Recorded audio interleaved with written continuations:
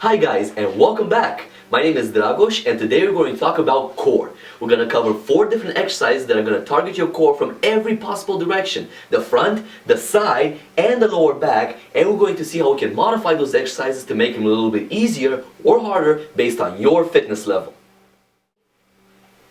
So, before we go into any of the exercises, what I want you to understand is that when I'm talking about core, I'm not just referring to the abs or just the obliques, I'm referring to the entire midsection of the human body. So I'm referring to the abs, the obliques, the lower back, the hips, even the hip flexors. So some of these exercises you'll be doing, you may be feeling a huge burn in your legs, in your hips, in your hip flexors right at the front here, and it's not because you're doing it wrong, it's because it's supposed to be like that in order to get the core flexed and strong to make the exercise possible. So what are you doing? A squat, a bench press, a plank, a push-up, regardless of what the exercise may be, your core needs to be engaged all together in order to make the exercise powerful and possible all together.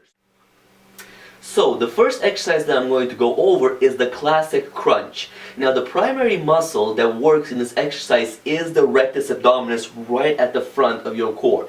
Now this is not to say that the rest of the core is not engaged to make the exercise possible. It has to be engaged. Flex it as much as you can to get the best benefit out of it. But the main worker is the rectus abdominis. So you're trying to suck the front in, especially in order to get the burn that you're looking for and make the exercise feel right, okay? So the easiest possible version for this one is the way that I'm set up right now.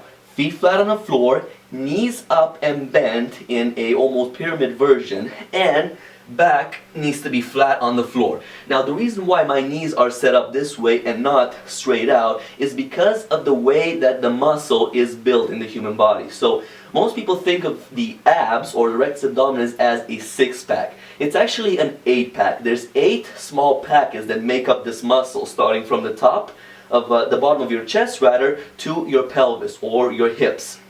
So the first 6 top packets are smaller than the bottom 2. Now in order to make those bottom 2 to size and get the burn evenly throughout, you have to bend in your knees. This way they're smaller, they're almost the same size as the upper 6, so now all 8 packets can be worked equally, right?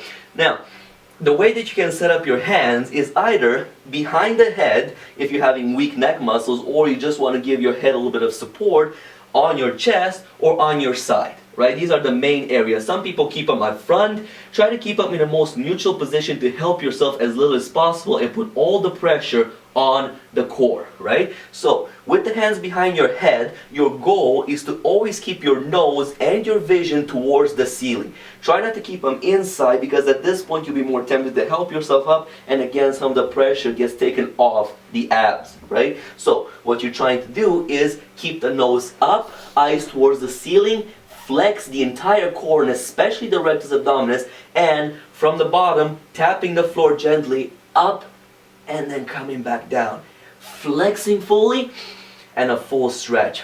Breathe out as you go up, in as you come down. 2, 3, 4, 5, 6. With the hands on your chest, same idea. Your nose and your vision does not leave the ceiling and you're trying to flex the entire core as much as you can. And the arms on your side, same exact idea. Don't help yourself in any way, shape or form, and don't let any other muscles move but your abs. Now, this is the easy version, so if you're just looking to strengthen the core, this is the way to do it. But some people may not feel this one, it's way too easy for them. So to challenge yourself a little bit more, lift your legs up at about 90 degrees. Now true enough, you can keep your legs out straight to put a little bit more tension on the abs. Just be careful on how low and out you put them, because remember those lower 2 packs, you still want to keep them crunched in to keep them at the same size as the upper 6. So I prefer to kind of have them more, I would say maybe a 40, 60 degree angle, somewhere around there. So hands can be in the same position behind your head, up, up, 3, 4, 5, on your chest, 4, and 5, or on your side. It's all up to you. Everything else stays the same, the core stays just as engaged, your vision, your nose does not leave the ceiling, and keep everything focused on the exercise. Think about the abs stretching and contracting throughout the whole motion.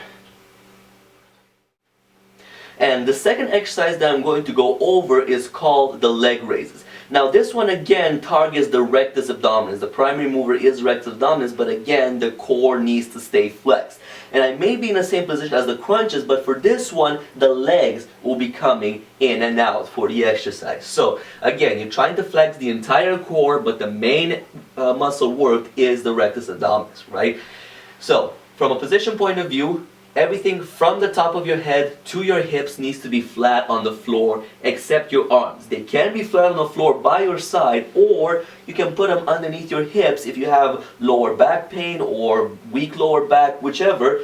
Put them underneath to take some of the pressure off of your lower back. So the easiest possible version of this one is with the knees bent. As you're coming down, gently tap the floor. Don't put your whole foot on the floor because you're resting at that point. You're not trying to rest, you're trying to work. Gently tap the floor and bring your knees in.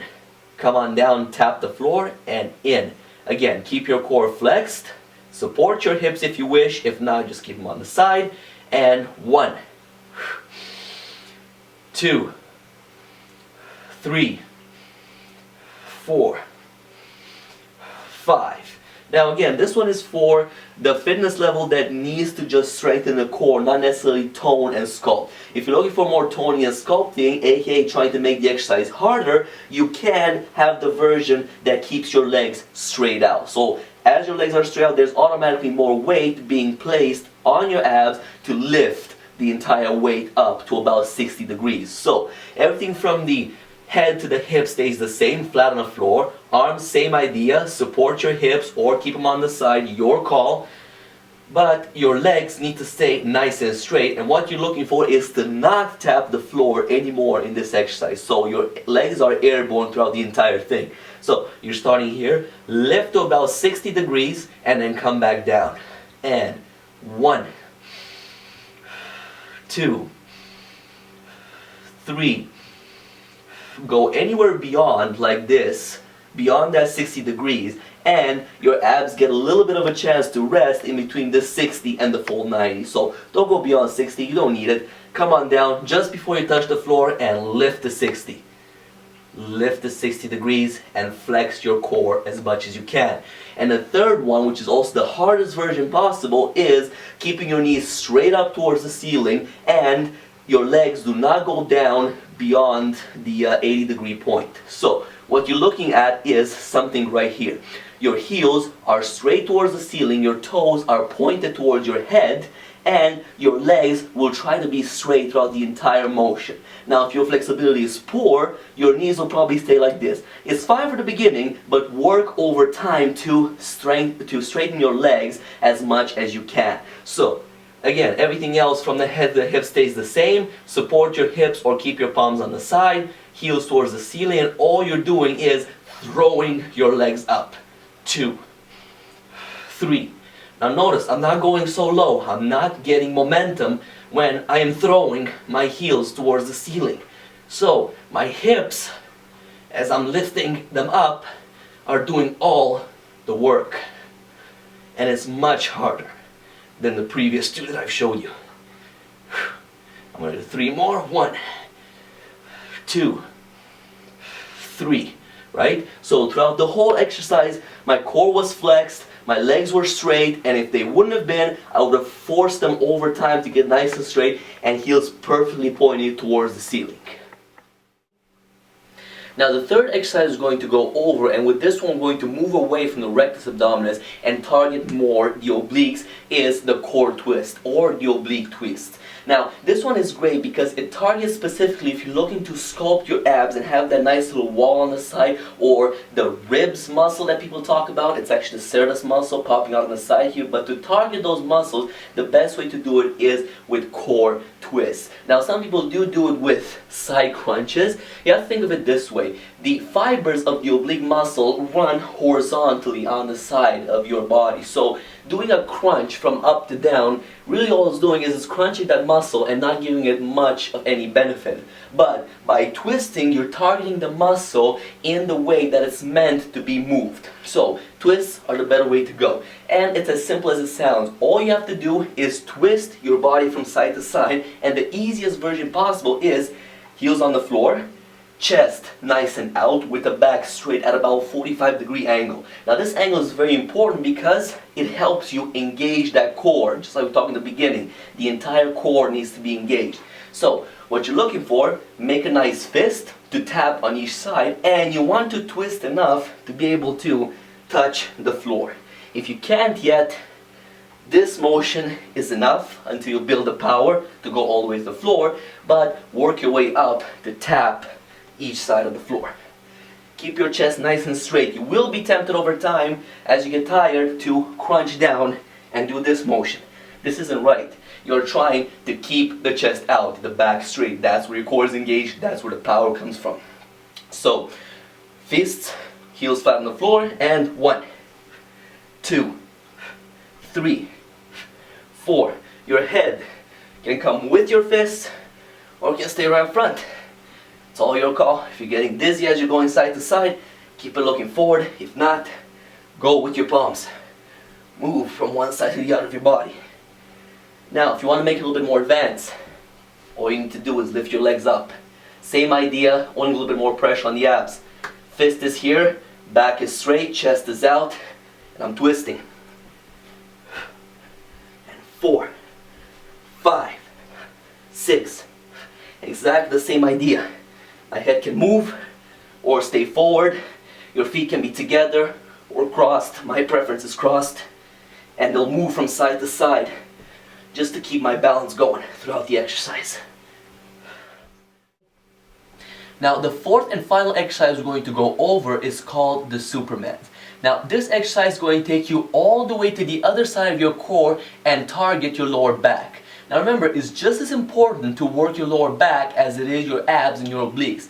It won't be as defined as your abs, but it will keep you healthy and strong down the road, because if your abs are just the ones that are strong, you will end up with a hunchback because your lower back is not strong enough to pull you back. That's how the human body is built. Muscles need to pull against each other in order to keep the body nice, straight, and erect. So if your lower back is not strong, your abs will be pulling more, you will end up with lower back or overall back pain, even worse, later down the road. So this exercise can prevent that. Anywhere you can do this one, in the gym, at home, all you need to do is find some space, lengthen yourself on the floor, keep your toes planted in the floor with the heels towards the ceiling. Your thumbs need to be up, pointed towards the ceiling in order to prevent your arms from bending down. You will be tempted to bend down as the exercise becomes harder. So force them to stay straight by keeping your thumbs up. Head can be forward or down towards the ground. And all you need to do is lift up and then put it back down. 2 and put it back down.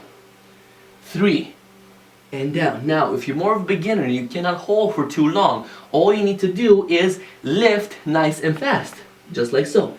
1, 2, 3, 4. And for more advanced people that have a stronger lower back, lift up and hold for a few seconds, or even as long as you can. It's all entirely up to you. 1, 2, 3, 4, 5. Back down. 1, 2, 3, 4, 5. Back down. And remember, even though I'm working my lower back, it may seem impossible to flex the entire core. Flex it, strengthening, suck in the abs, suck in the obliques, strengthen the entire core, make the whole midsection work for you, and make the exercise as powerful as you can. So, today we covered core. We went over the 4 exercises that have targeted your core from every possible direction. We covered the front, we covered the side, and we covered the lower back. So this way we can have your core as powerful as possible. Because remember, at the end of the day, we're not necessarily looking for just the 6 or the 8 pack at the front of your core. We're looking for full core strength. The 6-pack or the 8-pack is just a bonus that comes at the end of the day. Now of course there are different exercises out there, easier, harder, which I'm going to cover in later videos, but for now these 4 get the job done. They get the core stronger and they give you the burn you are looking for. Again, my name is Dragos. Thank you so much for viewing this video. I will be posting more. If you have any questions whatsoever, post them. I'll answer them as soon as I can. Have an amazing day.